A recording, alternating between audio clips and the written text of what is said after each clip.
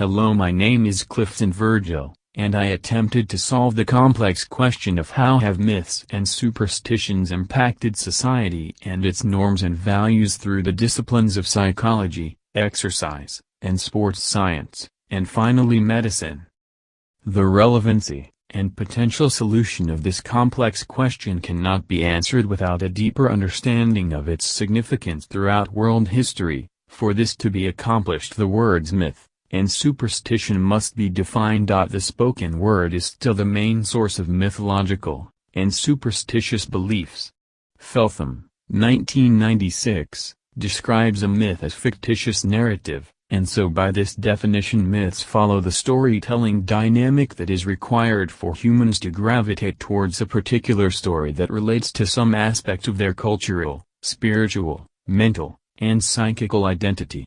Myths permit us to live vicariously through our ancestors, or keep a connection to something that has meaning far outside of one's imagination.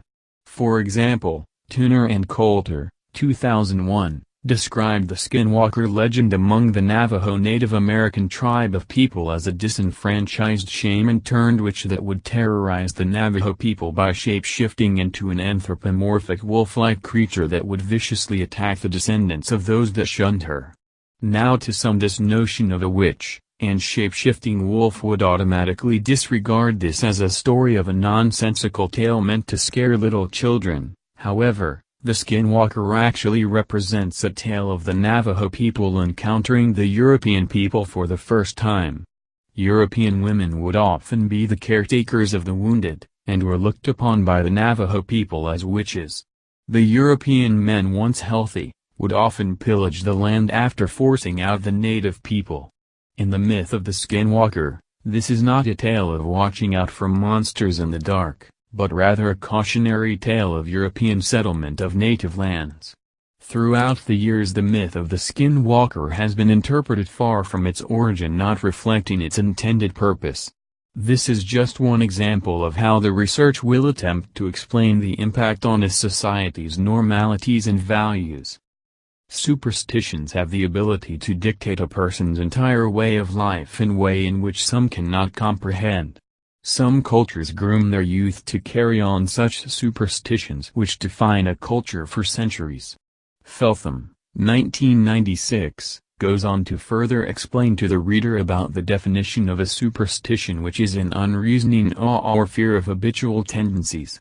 This could be further understood by an example from a theological point of view. In various religious groups around the world, relics are used as conduits to a deeper understanding of their deified figures. For some this would be a cross, and for others this could be charm or gemstone. In the composite religion of Santa Maria, which is a combination Catholicism and Voodoo that uses the ritualistic slaughter of animals like chickens from Voodoo, but also incorporate relics from Catholicism such as crosses and the Holy Bible. Superstitions have become a way of life for people to understand the world around them. Many will argue that myths and superstitions are not meant to be taken literal, but instead to use them as allegories for the things that we cannot understand in life, such as death, love, meaning, or purpose. Being that myths and superstitions can be traced back to early human history, it is imperative that the psychological perspective be interpreted in order for an understanding of their impact to be further examined. Psychology is defined by the scientific study of the human mind and its functions, especially those affecting behavior in a given context. Both Rudsky and Edwards, 2007, and Fornaro, Clemente, and Fornaro, 2009, both try to explain the significance of superstition and myth by highlighting the effectiveness and influences that make them both applicable to our own lives through both medical and psychological solutions. Fornaro, Clemente, and Fornaro, 2009, state that recalling ancient findings and descriptions made using myths could represent a valuable knowledge base for modern physicians, especially for psychologists and their patients, with the aim of better understanding each other and therefore achieving a better clinical outcome. This explains the human need for a reference to a relatable narrative that will further help a patient understand the clinical jargon better and to help disseminate information about a diagnosis that would otherwise not be understood by a patient. The beginnings of Western culture are widely identified with ancient Greek culture, and numerous present parts of human conduct and social association still depend on these roots. This perception, having important ramifications for the entire of restorative practice and hence for psychiatry as well, is barely at any point reviewed, even among accomplished individuals, as doctors are relied upon to be. As a result, numerous parts of human life, for example, fear, torment, feelings, desires and biases against pharmaceutical, particularly the ones against psychiatry and its specialists, ailment and passing today appear to be very ignored. By and by, such human angles, as of now broadly researched numerous hundreds of years prior by various societies, are frequently connected to mythology, prompting understandings still significant in present-day times. Fornaro, Clementi, and Fornaro, 2009, argue that from a medical and clinical psychological perspective, ancient Greek culture and myths represent a valuable prototype for greater comprehension of our modern practice, with the aim of instigating better clinical compliance, treatment adherence and outcomes. This perspective on the good that comes from integrating myth with modern practice can be further expounded upon by the findings of Rudsky and Edwards, 2007. They argued that a psychological need for control was at the basis of superstitious behavior, and a relatable experience of myths to include common things associated with the human experience. The significance of a result most impacted a person's need for control. Likewise, the need-specific results, and consequently its significance, expanded the illusion of control. Humans not being able to control the outcomes of situations may have been the origin for mythology to integrate into common stories of the human experience. A systematic need of an intellectual yet supernatural narrative to further bring clarity to some of life's most complex situations could be a fair explanation for the psychology behind myths and superstitions. From these two articles, it is suggested that psychology has been at the genesis of the development of myths and superstitious behaviors among human beings. As we will see in other disciplines regarding this complex problem, psychology will be an integral part of understanding, and potentially solving this phenomenon. Sports has been a part of societal matters since the well-documented development of the Olympics in ancient Greece, and on to today's popular sports including soccer, American football, and tennis, just to name a few. In ancient Greece, the Olympics were entirely based upon superstitious belief in paying homage to deified figures in the Greek pantheon of gods.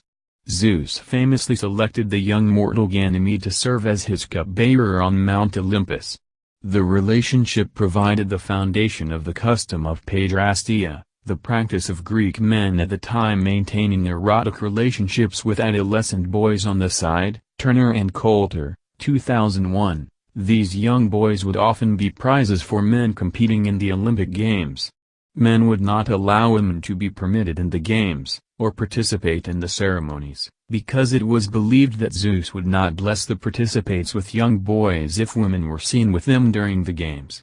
Now in today's society these kinds of practices would no longer be allowed, but this example highlights the amount of influence that mythology can impact a society. After carefully examining the perspectives of these disciplines, it seems that they are all pointing towards the same consensus of assuming that there is a mentality that is associated with using myths and superstition as a viable solution for individuals that have a difficult time handling the questions that plague us as humans. The interdisciplinary research has led me to conclude that the question posed of how has myths and superstitions impacted society and its norms and values, has not come to a decisive answer in terms of what specifically the implications are when this complex question is answered. Myths and superstitions are a part of the narrative fabric of human history. Humans have a need to tell compelling stories that relate to the trials and tribulations of the human experience. As I mentioned earlier in the abstract of this report by mentioning an example from the film The Man Who Shot Liberty Valance by quoting a line from the film saying, "When the legend becomes fact, print the legend."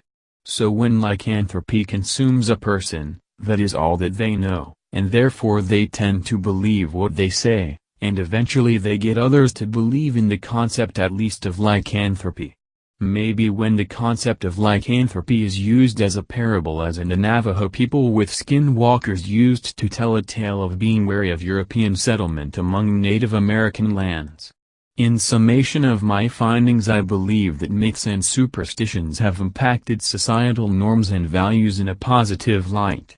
I do believe that there is a threshold for the amount of myth and superstition that should be allowed into society. For example, when in medical terms there are references to mythology like the Achilles tendon in our bodies, there should be a continuation of myth and superstition in our society in order to break up the monotony of literal meaning of every single thing in our lives. Humans thrive on imaginative innovation, and therefore should not be limited to the psychical here and now. Some people have a desire to go beyond the physical because of a lack of excitement in their lives, and myth and superstition can offer an escape from that. Finally, myth and superstition should continue to provide us with stories that we can pass on to future generations to enjoy. Hello, my name is Clifton Virgil, and I attempted to solve the complex question of how have myths and superstitions impacted society and its norms and values through the disciplines of psychology, exercise, and sports science, and finally medicine.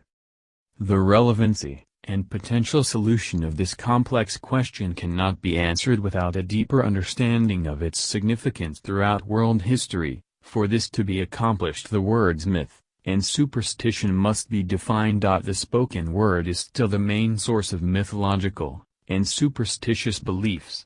Feltham, 1996, describes a myth as fictitious narrative, and so by this definition myths follow the storytelling dynamic that is required for humans to gravitate towards a particular story that relates to some aspect of their cultural, spiritual, mental, and psychical identity.